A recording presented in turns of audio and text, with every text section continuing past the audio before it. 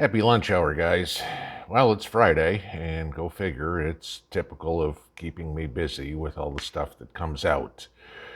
So, this is a puzzle piece assembly here that I want to kind of go over because I'm finding bits and pieces in dribs and drabs all over the place on news that's coming out, but you kind of got to put them all together for it to make sense. And it seems like the media can't be bothered to do something like that, so I'll do it for them. So let's start here. We all know that the Federal Reserve raised rates 50 basis points the other day in the U.S., and now our prime rate is at 1%. Well, the Bank of England did the same thing. They raised theirs from 0.75% to 1%. Okay. And again, same reason the Fed did, Bank of England did, is to try to curb inflation. Now, here's the catch. The Bank of England at the beginning of the year expected inflation for 2022 to be 2%, about the same as what the Fed did in the United States. Well, right now, inflation in Great Britain, and again, these are official numbers, guys. I'm not talking about what you and I know. Inflation's up around 7%. Here in the U.S., it's around 8%. Okay. Bank of England expects inflation in Great Britain to be at 10% by the end of the year. So, yeah, no, it's not transitory there. It's not transitory here. Okay, so if England's expecting 10%, we can expect 10. Seeing as how we're already 1% ahead of them, let's just move another 3 and say we expect 11%. So, yeah, the stuff is still going up. Now, why? Well, let's talk about something that the CEO of Shell Oil said today, is that Europe can't replace Russian gas, that even with them increasing supplies from Scandinavia and Africa, they cannot come up with enough fuel to replace what they're losing from the 40% of liquid natural gas they get from Russia. There's a problem. So then you get into Olaf Scholz in Germany now talking about reducing the sanctions against Russia. Now, what he said was the final decision will be up to Kyiv and obviously Zelensky about removing the sanctions. Now, whether or not that takes place for what the U.S. does, what the U.K. does, or anything like that, but Germany's already starting to cave. Just giving you that. Now, let's take this even further. Let's talk about supply chain for the rest of the world. According to the Royal Bank of Canada, 1/5, 20% of the world's container ships are currently stuck in port, all right? At the port of Shanghai, which we know is closed down, right? There are 344 container ships that are either waiting to be loaded or unloaded, sitting out in the bay doing nothing, okay? According to RBC, it is now taking 74 days longer for a cargo ship to get from China to the United States. It's 2.5 months, guys. Now, obviously, we're probably not talking about a whole lot of perishable food because perishable food is not going to make that long trip that well. But if you're one of those people that says, I don't see any shortages in the stores or whatever it is, take off the damn blinders and start understanding what some of the facts are. Now, going back to the oil part in regards to that, all right?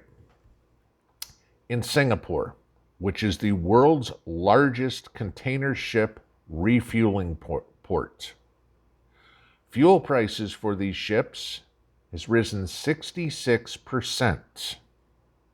2/3. Okay? So, do the math. Imagine your gasoline that was $3 is now $5. Okay, there's your 2/3 increase.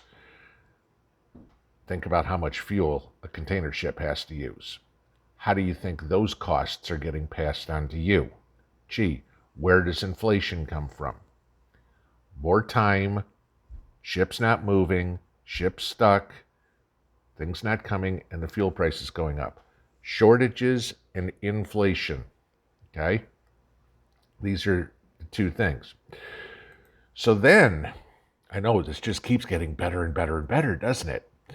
So then, latest report out of China is China ran a exercise, I guess in February and March, to see how China would be affected if the West put sanctions on China. Gee, and we wonder why they stockpiled all that grain. Okay, this was probably part of that. Quote coming out of China. From Beijing's perspective, if the U.S.-led Western allies could take such measures against Moscow, they could also do the same to China. Therefore, we need to know how resilient the country really is. For the past few years, there's been a growing concern among Beijing's leadership that a strategic conflict between China and the West may not be a question of whether it had happened, but when it will happen, in particular over the issue of Taiwan. Okay, so now China is preparing for sanctions against them, seeing how it would affect them. You don't do something like that unless you expect it to be a possibility. Now, what that's telling me right there is China has all the intent in the world of going into Taiwan and figuring out how it would affect their economy. You don't run practice for something like that, okay? You know, think of a sports team, let's say football, for example. They don't practice throwing the bomb, okay, in a football game if their quarterback can't throw something more than 20 yards. If you're never going to do it, you don't need to practice it, okay? So that's why we're doing there. But what else could China be involved in? I don't know. Cyber warfare? That might piss off the United States too. Guess what else just came out today? Well, we found out about a large-scale cyber warfare where Chinese hackers stole trillions of dollars of intellectual property from multinational companies. Okay? This is what the report said. It's hard to examine the exact number of companies affected by Operation Cuckoo Bees. Okay? We're talking about blueprint diagrams of fighter jets, helicopters, and missiles. We saw them stealing information on drugs around diabetes, obesity, and depression. Now, let's think about this real quick.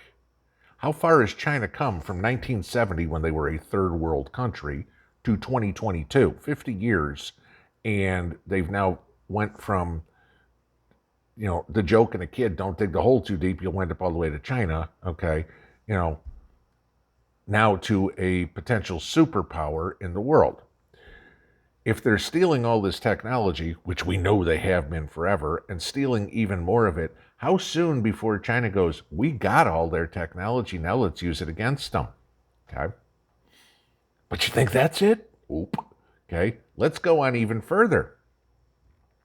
Still staying on the cyber warfare deal. All you farmers, you may know this name, AGCO, okay, tractor maker.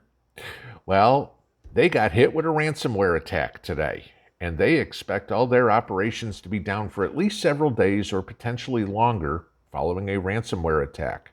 Gee, what time for a ransomware attack?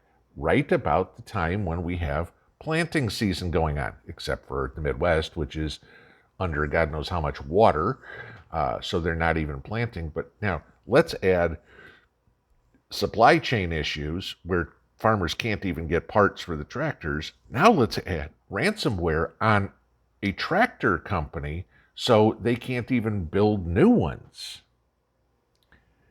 Still think all these fires that have been going on are a coincidence? Because Now, hey, if we got rid of all the distribution centers, now let's get rid of all the ways for them to plant. And oh, by the way, we have stored 70% of the world's grain for us and they can't plant anymore. And you wonder what I was talking about in the mid-morning video.